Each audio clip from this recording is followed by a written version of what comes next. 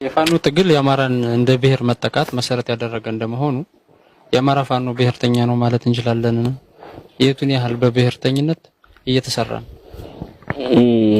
እንግዲህ ልክ ነው። የፋኖ ትግል የአማራ ብሔርተኝነት ጥያቄ የወለደው የአማራ ህዝብ የህልውና ጥያቄ የወለደው እያካሄድን ያለነው የትጥቅ ትግል በተለያዩ ምክንያቶች ወይም የተለያዩ ኮዞች ሊኖሩት ይችላሉ።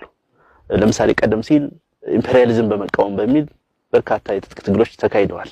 በደቡብ አሜሪካም በአፍሪካም በተለያዩ ዓለም ሀገራት ኤዥያም ጨምሮ ማለት ነው።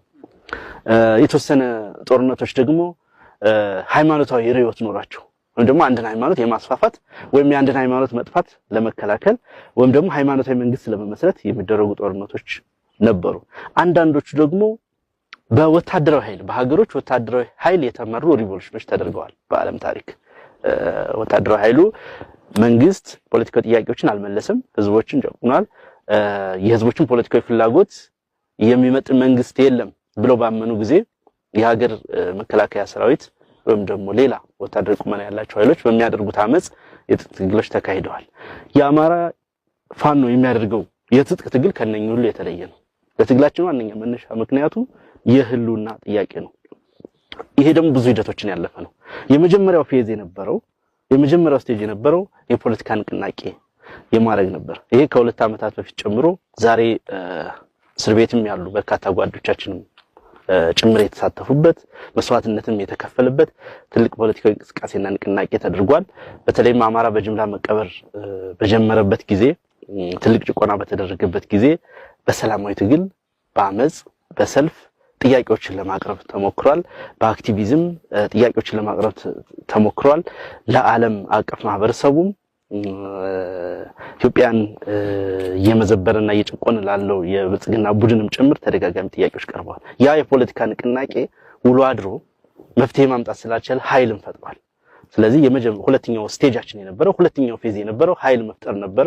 የሰሜኑ ጦርነት በተጀመረ ማግስት በተለይም በሁለተኛው ዙር ጦርነት ወቅት የፋኖን ኃይል ፖለቲካዊ ቁመና እንዲኖረው፣ አደረጃጀት እንዲኖረው፣ መሰልጠን፣ መታጠቅ፣ መደራጀት ፋሽን እንዲሆን፣ ፖለቲካዊ ግብ እንዲኖረው፣ ራሳችንን መከላከል የምንችለው ራሳችን መሆናችንን ብዙዎቻችን ባደረግነው ከፍተኛ ርብርብና ጥረት ትልቅ የሆነ ወታደራዊ ፖቴንሻል ያለው ኃይል ተፈጠረ። ተደጋጋሚ ግጭቶች ተካሄዱ። ህግ ማስከበር በሚል ተደጋጋሚ ዘመቻ ተከፈተብን። ያው ውሎ አድሮ ይፋዊ ጦርነቱ እንዲጀመር ምክንያት ሆነ። ይሄ ሂደት ዛሬ የምናየውን የትጥቅ ትግል ዛሬ የምናየውን ጦርነት ወልዶታል። እያደረግነው ያለነው ጦርነት በአነሳሱ ብቻ አይደለም የተለየ የሚያደርገው። የፋኖ ትግል ቅድም እንዳነሳሁት የአማራን ህዝብ የህልውና ጥያቄ ለመመለስ የተነሳ ትግል በመሆኑ ምክንያት ከሌሎች የትጥቅ ትግሎች የሚለየው ከመሆኑ ባሻገር በፍጥነቱም ቢሆን እጅግ በጣም የተለየ ገጽታ ያለው ነው። እንግዲህ ይፋ ጦርነት ካደረግን ድፍን አንድ ዓመት እንኳን አልሞላንም። በዚህ አንድ ዓመት ባልሞላ ጊዜ ውስጥ ከፍተኛ ምርታን አሳይቷል። ሌሎች የትጥቅ ድርጅቶች በርካታ ዓመታት እስከ 10 ዓመት ድረስ ሊወስድባቸው የሚችለውን የእድገት ደረጃ ደርሰንበታልኛ። ለዚህ እንግዲህ የህዝቡ ድጋፍ፣ ጊዜው የፈቀደው ሁኔታ፣ አመራር የተሰጠበት ሁኔታ ብዙ ምክንያቶችን ልንደረድር እንችላለን። ሁለተኛው በነፃ መሬት ላይ የተጀመረ ትግል አይደለም። ለምሳሌ የቅርብ ጊዜውን ጦርነት ባህር ዳር ከተማ ውስጥ ልደታ ላይ ነው የጀመርነው። ባህር ዳር ከተማ ውስጥ ምናልባትም በሀገሪቱ ሁለተኛው ከፍተኛ ጥበቃ የሚደረግለት ማረሚያ ቤት በመስበር ነው ጦርነቱ የተጀመረው።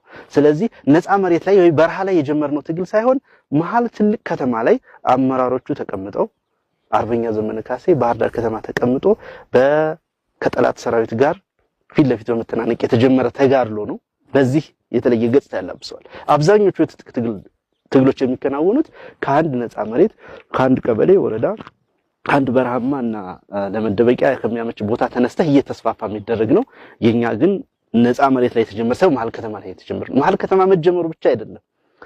በተመሳሳይ ሰዓት በተመሳሳይ ጊዜ ውስጥ በዚህ አንድ ዓመት ጊዜ ውስጥ በሁሉም ቀጠናዎች ከፍተኛ የሆነ የአማራ ፋኖ ባለባቸው በክልሉ ከክልሉ ውጭም በተመሳሳይ ወቅት ውጊያዎች እየተደረጉበትና እየተደረጉበት ያለ ጊዜ ያለ በመሆኑም የተለየ ያደርገዋል። በኃይል አሰላለፉም በርካታ ነገሮችን ማንሳት እንችላለን። ልዩ የሚያደርግበት አንድ ተዋጊ ኃይል ወይም ደግሞ አንድ ግሩፕ ያሰለጠነው ኃይል አንድ የሆነ ቲም ብቻ የሚዋጋው አይደለም። ከሁሉም ፕሮፌሽን የመጡ አመራሮች፣ ተዋጊዎች፣ የሕክምና ባለሙያዎች፣ የህግ ባለሙያዎች፣ ኢኮኖሚስቶች፣ የዩኒቨርሲቲ መምህራን፣ የተለያየ ሙያ ዘርፍና ውስጥ የነበሩ ወንድሞቻችን የሚሳተፉበት አመራር የሚሰጡበት ትግል በመሆኑ የተለየ ነው። የውጭ ድጋፍ የለውም። በፋይናንስም በሚሊታሪም ከጎረቤት ሀገራትም ከሀያላን ሀገራትም እነዚህ ኢመርጂንግ ፓወር ከምትላቸውም የዓለምን ሁኔታ በዩኒፖላር ሲስተም እንመራለን ከሚሉት አሜሪካም ጭምር ከአንዳቸውም አንድም አይነት ድጋፍ ያላገኘ በራሱ ኃይል በራሱ ሁኔታ በራሱ ቁመና ብቻ የሚመራ ትጥቅ ትግል በታክቲኩም ቢሆን የተለየ ነው። መደበኛ ውጊያዎችን ብቻ አይጠቀምም። የደፈጣ ውጊያዎችን ብቻ አይጠቀምም። የነጥሎ መምታት ውጊያዎችን ብቻ አይጠቀምም። ሁሉንም አይነት የውጊያ ዘዴዎች እየተጠቀመ ያለ የትግል ሂደት ነው። ስለዚህ አጠቃላይ ትግሉን የወለደው የአማራ ብሔርተኝነት መሆኑ እንደተጠበቀው ነው። የአማራ ብሔርተኝነትና የህልውና ጥያቄው በዚህ ደረጃ እንዴት ሊደርስ ቻለ ወይም ደግሞ የህልውና ትግል ነው ስንል ምን ማለታችን ነው? እንግዲህ የአማራ ብሔርተኝነትን ነው የምንታገል ስንል የአማራን ህዝብ ከህልውና ፈተና ለማውጣት ነው በሚል ነውና እንግዲህ ለረጅም ዘመናት ዜግነቱን እንጂ ነገዳዊ ማንነቱን ወይም ደግሞ የብሔር ማንነቱን ሳያጠብቅ የቆየ ህዝብ ነው ይህ ህዝብ። በዚህ ምክንያት ከፍተኛ ዋጋ ከፍሏል።